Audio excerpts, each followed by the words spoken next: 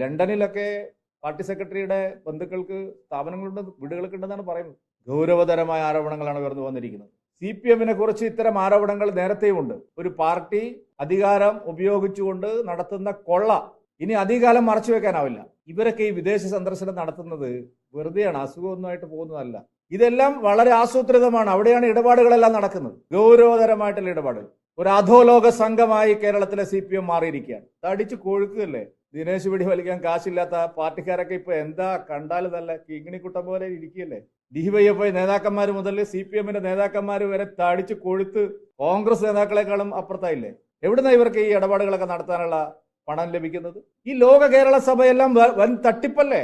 എന്തെങ്കിലും ഒരു കാൽക്കാശിന്റെ പ്രയോജനം കേരളത്തിനുണ്ടോ?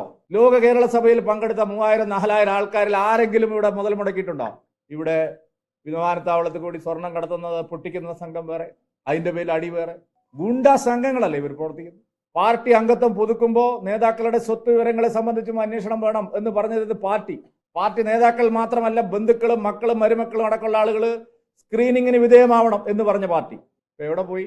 കൊല്ലം സമ്മേളനത്തിൽ ഗൗരവമായ പരിശോധന വേണമെന്ന് പറഞ്ഞ പാർട്ടി ആളുകളെ കബളിപ്പിക്കുകയാണ്, ആടിനെ പട്ടിയാക്കുകയാണ്. അമ്പ് കൊള്ളാത്തവരില്ല കുരുക്കളിൽ, ഇതാണ് സ്ഥിതി. ചക്കരക്കുടത്തിൽ കൈയിട്ട നക്കാത്തവരില്ല എന്ന് പറഞ്ഞതുപോലെ പാർട്ടിക്കകത്ത് ഈ കൊള്ളപ്പണം പങ്കുപറ്റാത്തവർ ആരുമില്ല എന്നാണ് ഇപ്പോൾ പുറത്തു വന്നിരിക്കുന്ന വിവരങ്ങളിലൂടെ വ്യക്തമാവുന്നത്.